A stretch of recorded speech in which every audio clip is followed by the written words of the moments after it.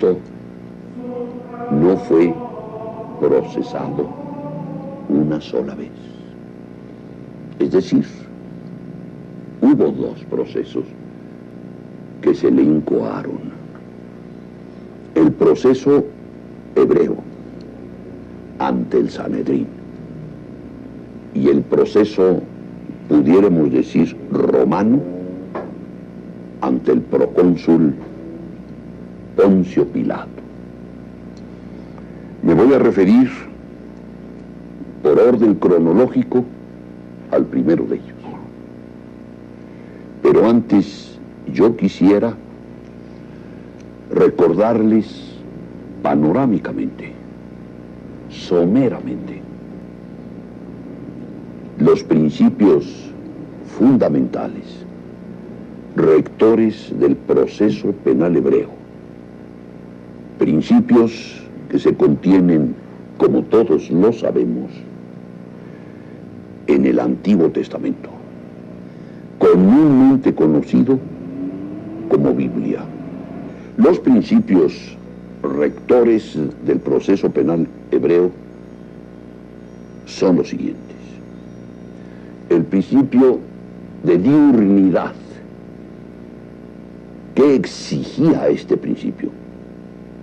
Que los procesos solo debían desarrollarse bajo la luz del sol, durante el día, antes del ocaso, antes de la puesta de Helios o de Febo, como ustedes quieran denominar al sol, en griego o en latín. Y aquí está nada menos una distinguida profesora de Derecho Romano, a la que, como ustedes recordarán, le hemos puesto el título honroso bien merecido de nuestra latinista. Este es el principio de diurnidad. Ningún proceso debía de prolongarse después de la puesta del sol. Segundo principio, el principio de publicidad de todo proceso. Las sesiones del Sanedrín, las discusiones entre sus miembros, las acusaciones, el desahogo de las pruebas, debían tener lugar en una plaza pública que se ubicaba en la capital de Judea, llamada Jerusalén. Y esta plaza pública se denominaba el Gazit. Era análoga a la plaza pública en Atenas, llamada el Ágora, o el Pnyx, que era otra plaza donde sesionaban los ciudadanos para tratar los más importantes negocios del Estado y el Senado mismo. Era pues el Gazit, la plaza pública, el recinto donde se reunían los miembros del Sanedrín para desempeñar sus funciones judiciales. Encontramos otro principio en el derecho procesal hebreo, muy importante. Principio que denota, según lo hemos dicho reiteradamente, un antecedente histórico de nuestra garantía de audiencia. Todo judío acusado tenía amplia libertad de defensa. Podía hacerlo por sí mismo. Podía hacerlo por algún pariente o a través de un amigo, pero siempre y cuando los defensores fuesen judíos. Y para garantizar la imparcialidad de las deposiciones de los testigos que declaraban en contra del acusado, imputándole determinados delitos, existía el principio de que el testigo que declarara falsamente se hacía acreedor a sufrir la misma pena con que se castigaba el delito imputado calumniosamente.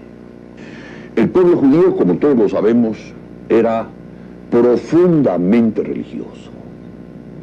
La religión hizo al pueblo judío y la religión ha mantenido la unidad del pueblo judío a través de los siglos.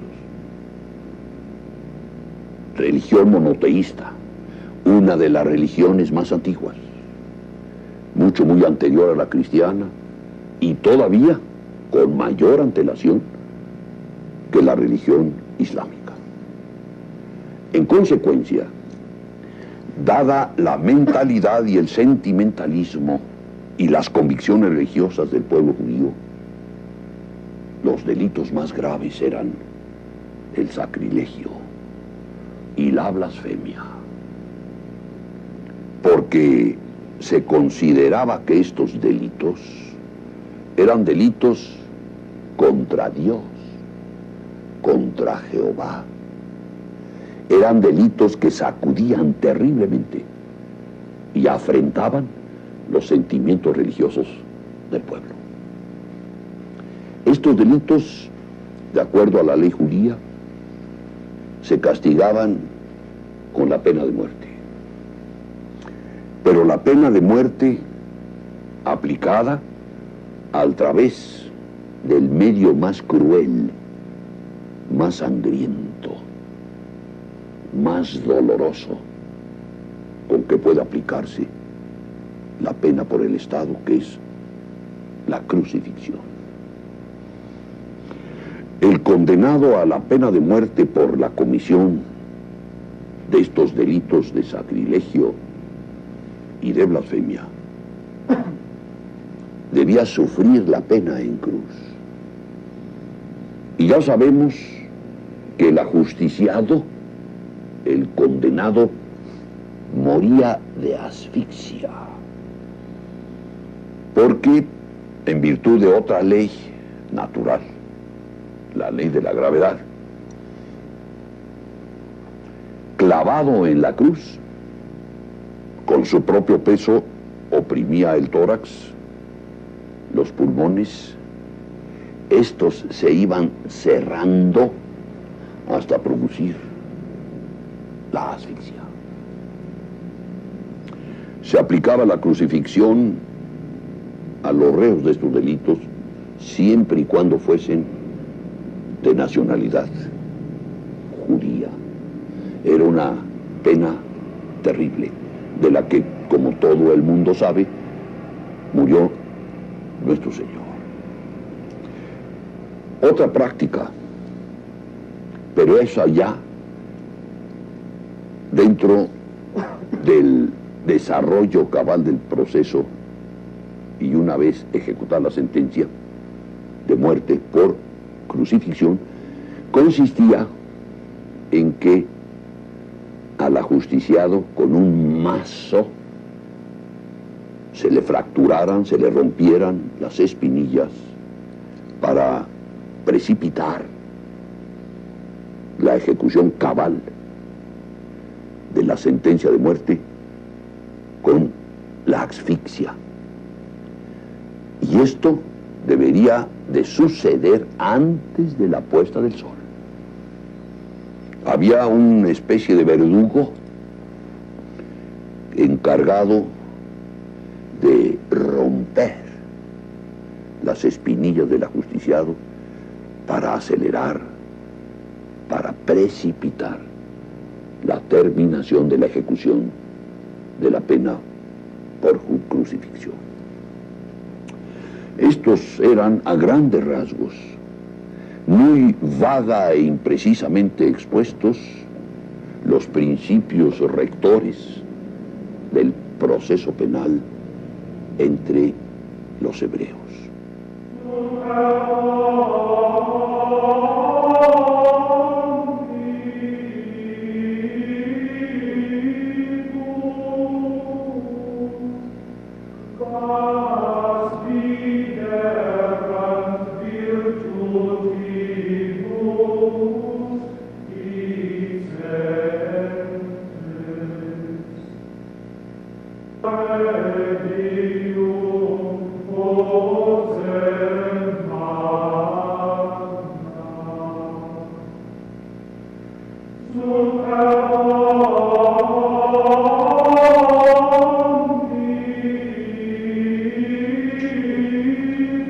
Debemos, por otra parte, recordar que a consecuencia de la conquista romana de Judea, esta se convirtió en una provincia sujeta al Imperium Romanum.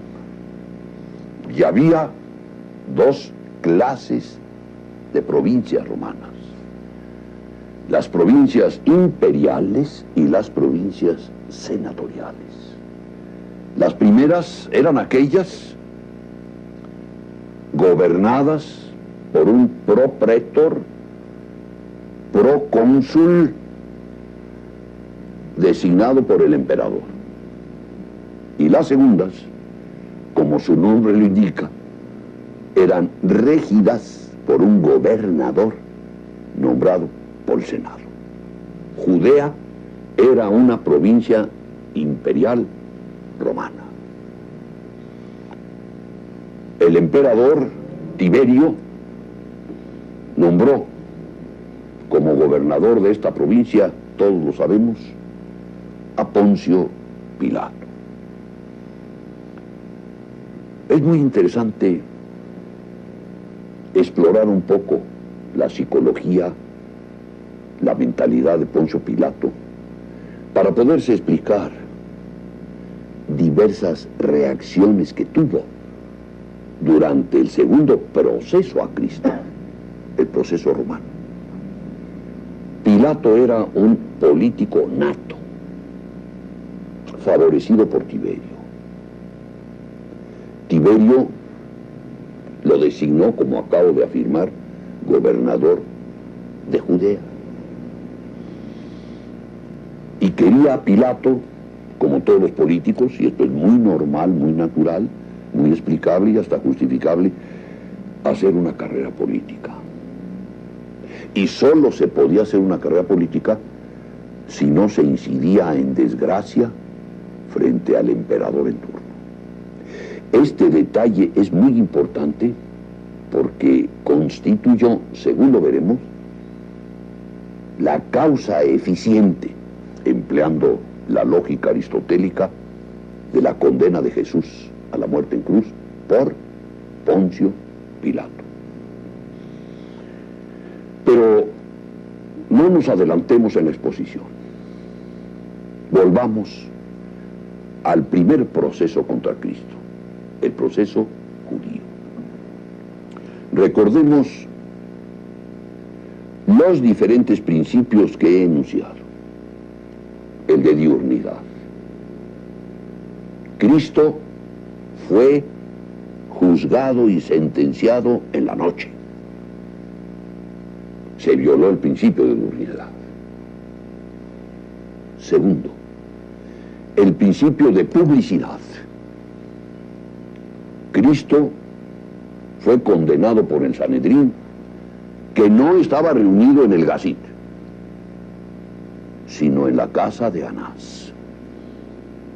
Fue un juicio secreto, un juicio infame, como todo lo que se oculta a la luz del día. Un juicio, por así decirlo, rodeado de la nebulosidad de la infamia y de la injusticia.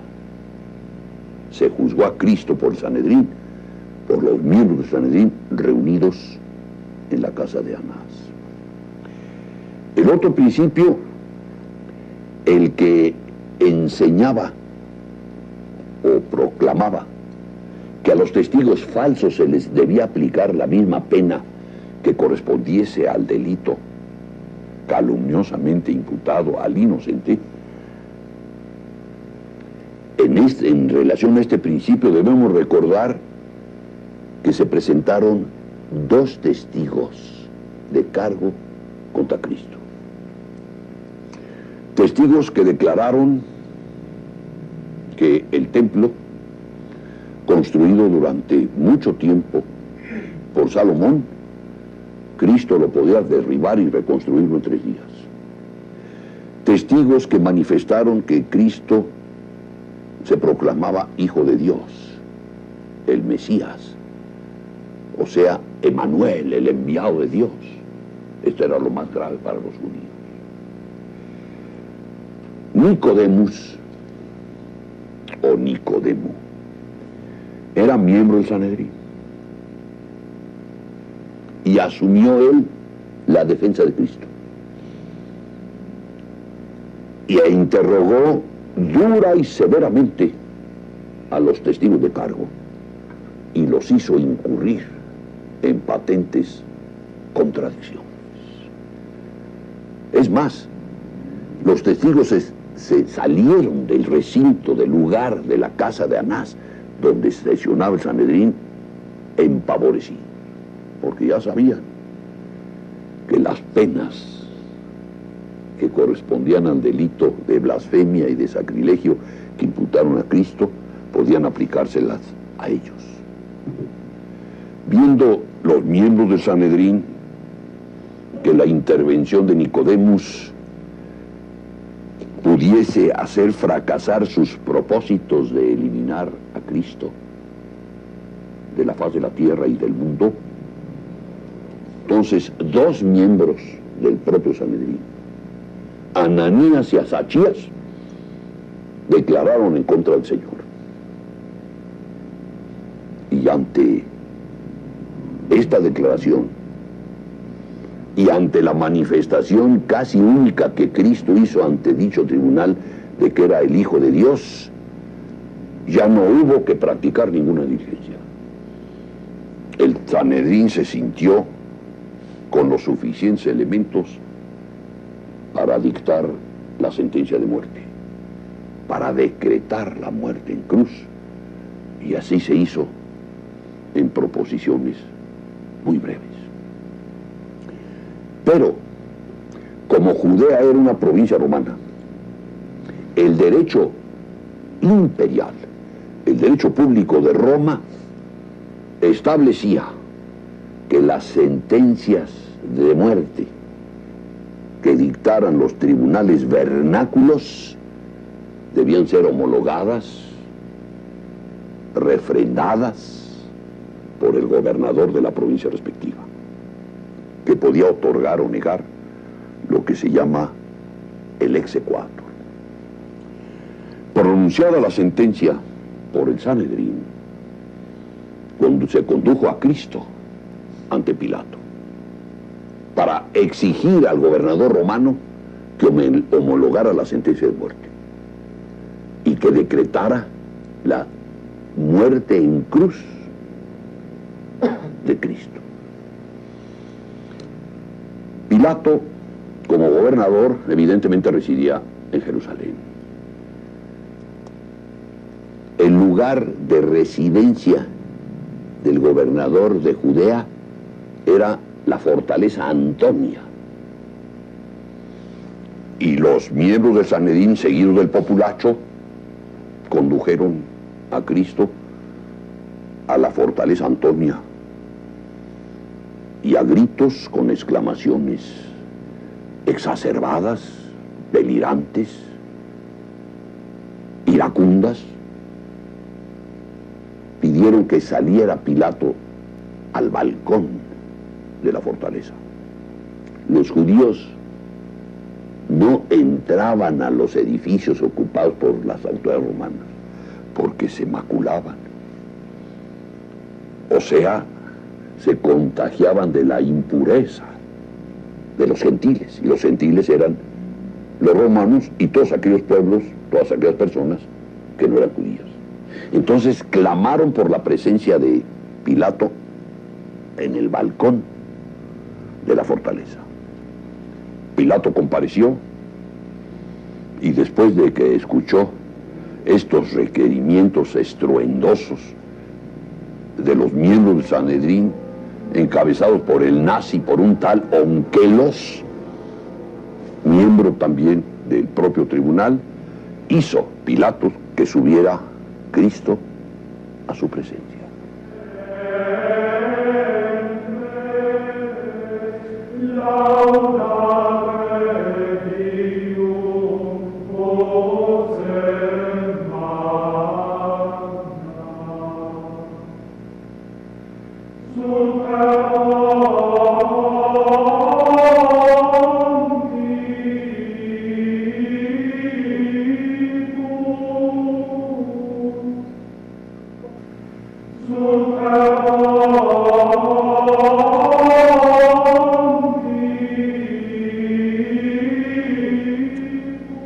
aquí comienza el segundo proceso de Cristo, el proceso romano. Yo quisiera dar algunas ideas, algunas noticias sobre la esposa de Pilato y sobre la esclava llamada Berenice. La esposa se llamaba Claudia Prócula. Claudia es muy bonito nombre, Prócula no. Pero Berenice, que era el nombre de la esclava, también es muy eufónico. Y Berenice siguió a Cristo en sus actos públicos. Presenció cómo devolvía la vista a los ciegos, cómo hacía caminar a los cojos, cómo salvaba a los enfermos. Y Berenice fue una de las primeras cristianas. Y le platicaba de la vida, de los milagros, de las hazañas, de las ideas del maestro de Nazaret a su ama Claudia Prócula. Y Claudia Prócula llegó a enternecerse tanto y a encariñarse tanto con Cristo que casi se volvió cristiana como su esclava. Y fue Claudia Prócula la que influyó en la mente de su esposo Pilato para que éste se negara a homologar la sentencia del Sanedrín, o sea, para que se negara a decretar su ejecución. Es muy interesante conocer, además, a diversos personajes que intervinieron directa e indirectamente en el proceso judío a Jesús. Ustedes han oído hablar de un connotadísimo y afamadísimo doctor de la ley judía, Gamaliel, miembro del Sanedrín. Y Gamaliel tenía un discípulo que odiaba a Cristo, Saulo. Pues Saulo se convirtió en San Pablo,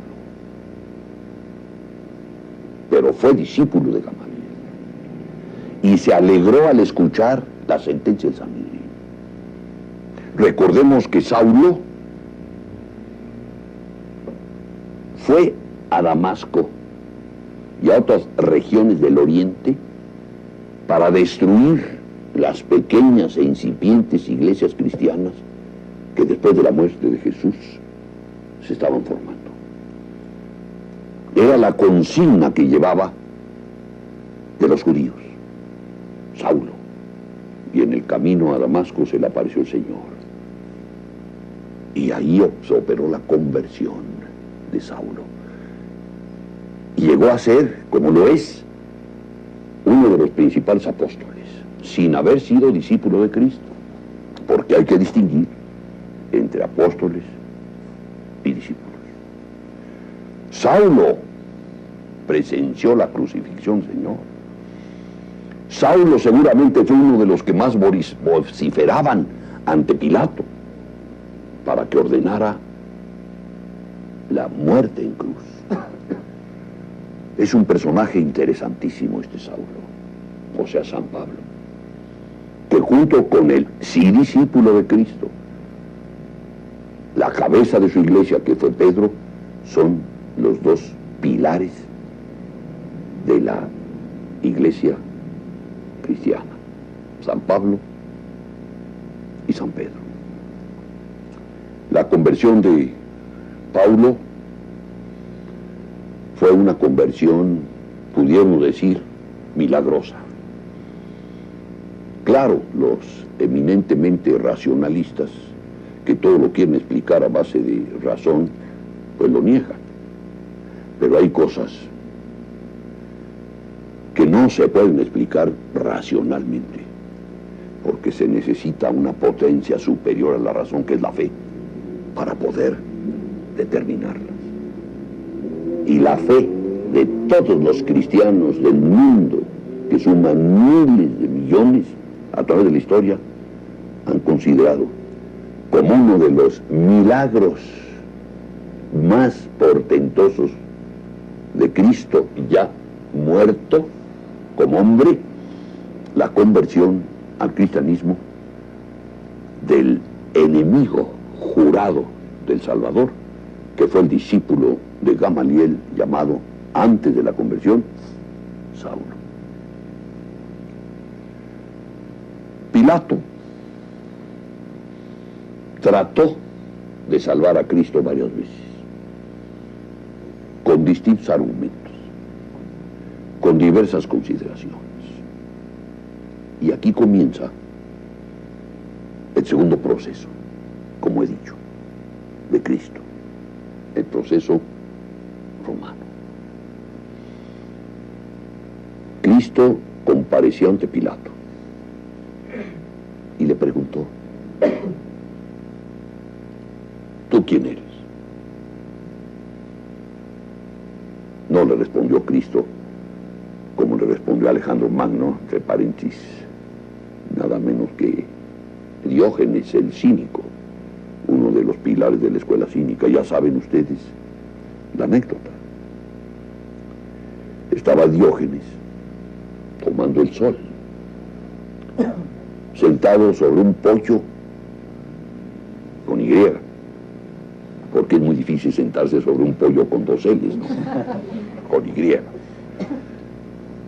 En una de las calles de Atenas. Y de pronto aparece un gran personaje a caballo, rodeado de soldados, seguido por las multitudes que lo aclamaban.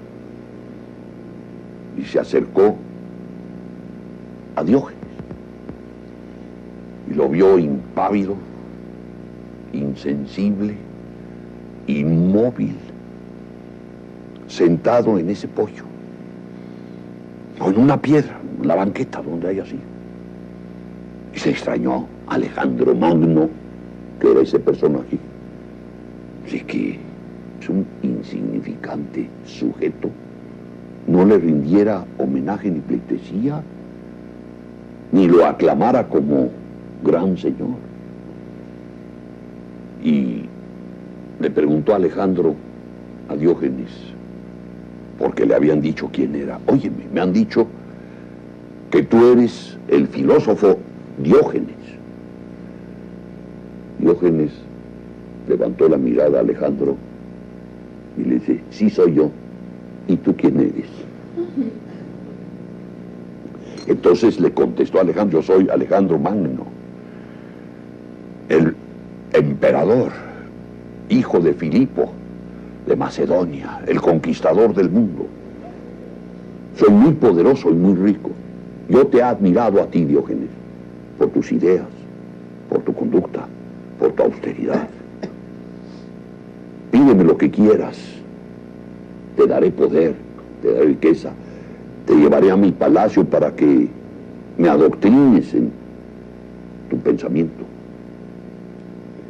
Y le contesta Diógenes: ¿de veras me puedes dar todo lo que yo quiera? Sí, habla, pues lo único que quiero de ti es que te hagas a un lado y no me quites el sol. Eso fue Diógenes. Pues Pilato hizo esa pregunta a Cristo: ¿es cierto que tú eres el Cristo, el Mesías, como cuentan los de tu pueblo, los judíos? Cristo dijo: sí. ¿Y qué has venido a hacer aquí entre tu pueblo? A dar testimonio de la verdad, porque yo soy la verdad y la vida. Quien cree en mí, aunque esté muerto, vivirá.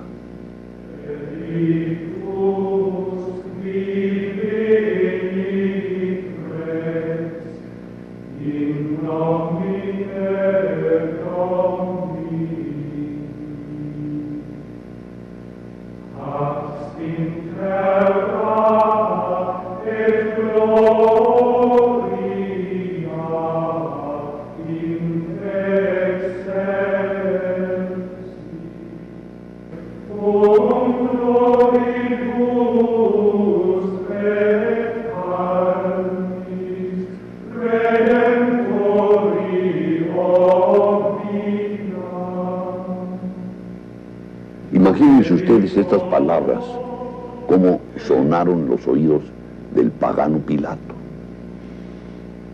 cuando que la religión grecolatina era una religión simpaticísima, donde no había expiaciones y donde los más protervos y pecadores se iban a los campos elíseos. Pilato pues no sabía lo que era la verdad. Y entonces consideró que Cristo estaba loco y que era inocente de los delitos que le imputaban y por los cuales se había dictado la sentencia de muerte. Salió al balcón nuevamente Pilato y le dijo a la muchedumbre: yo no encuentro delito alguno en este hombre. Y en consecuencia no puedo ordenar su muerte. Pero la multitud insistía. Los miembros del Sanedrín que se confundían en ella le pedían a gritos, hasta groseramente a Pilato, que condenara a Cristo a la muerte. Entonces Pilato se metió nuevamente, digamos, a sus aposentos y le preguntó a Cristo: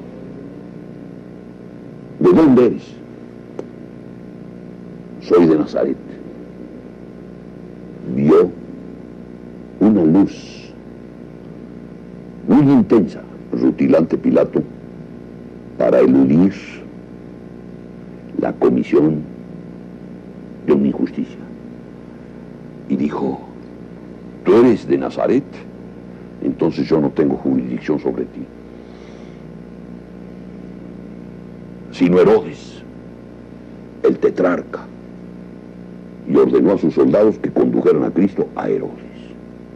Ahora, ¿quién es este Herodes?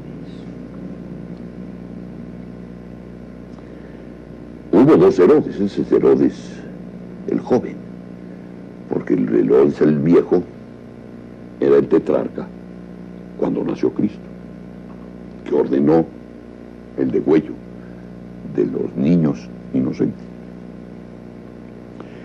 La tetrarquía, ¿saben ustedes lo que es? Las provincias romanas, la provincia de Judea, se dividía en tetrarquías. Tetros en griego quiere decir cuatro. O sea, había 4 divisiones. Y una de ellas estaba gobernada por Herodes, que había admitido el poderío romano, se había sometido a sus leyes, y era una especie de agente sometido totalmente a las decisiones de Roma. Por eso se pudo conservar como tetrarca. Herodes no era judío, era de origen persa, fenicio o medo,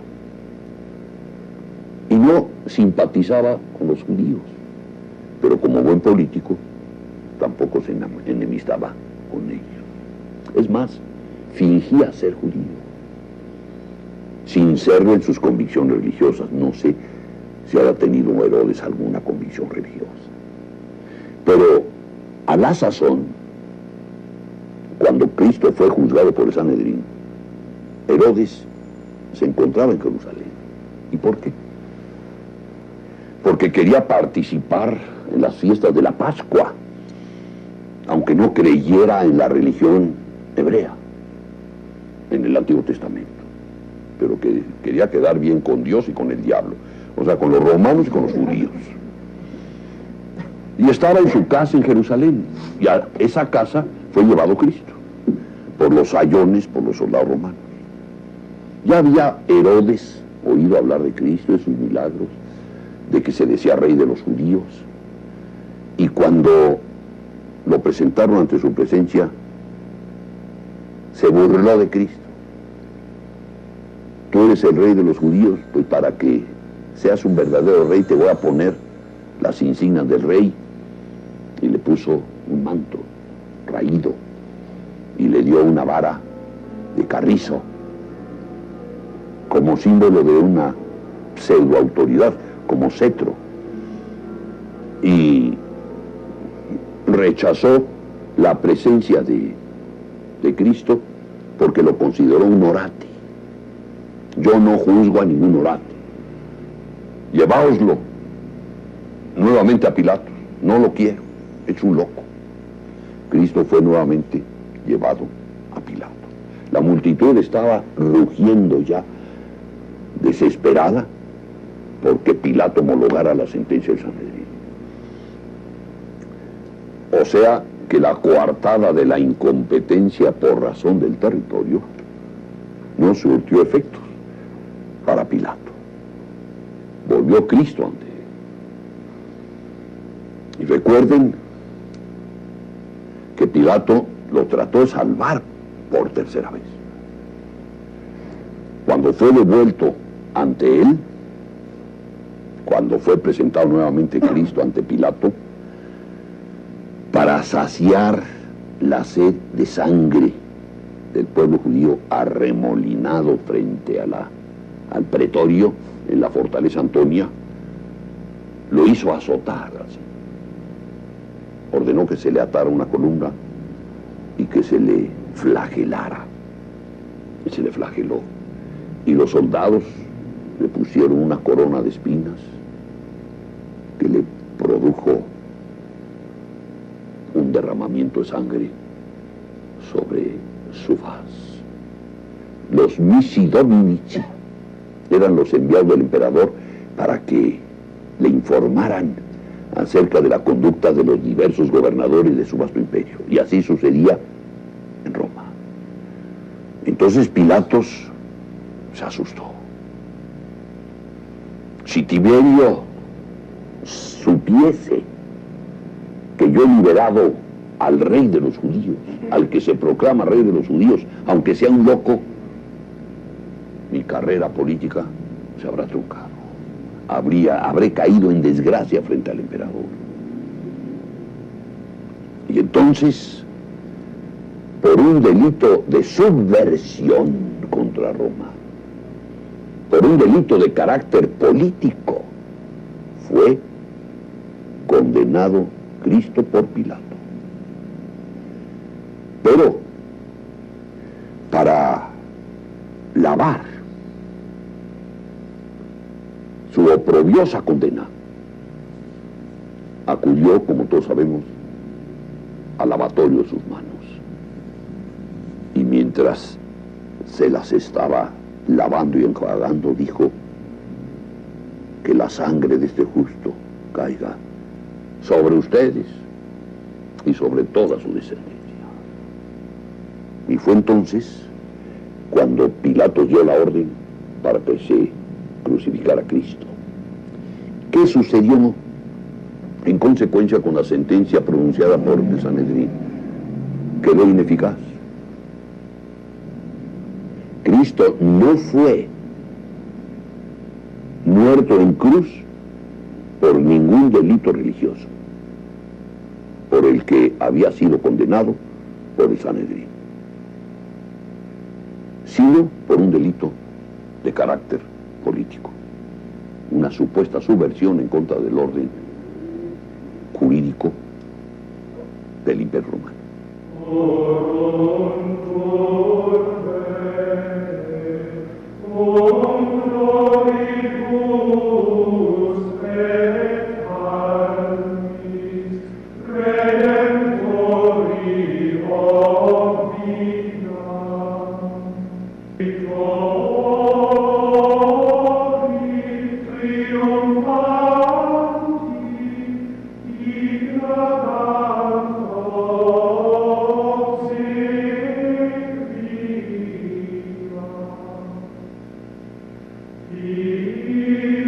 Por otra parte, es muy importante preguntarnos por qué Pilato ordenó que en la cruz se fijara un letrero con las siglas INRI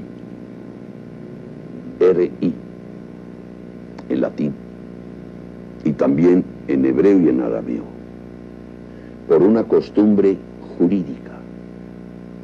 Cuando a alguna persona se le condenaba a muerte y se le exponía a la vista del pueblo, se pretendía que el pueblo conociese el motivo de la condena. Y entonces Pilato, para escarnio del pueblo judío,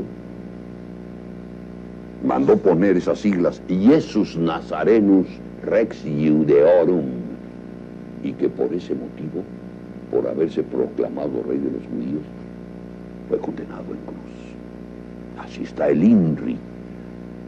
Recordemos que no existía en latín, cuando menos en el latín clásico, la J. La J es una letra de origen anglosajón. Ius es con I. Iubeo, iubere, mandar.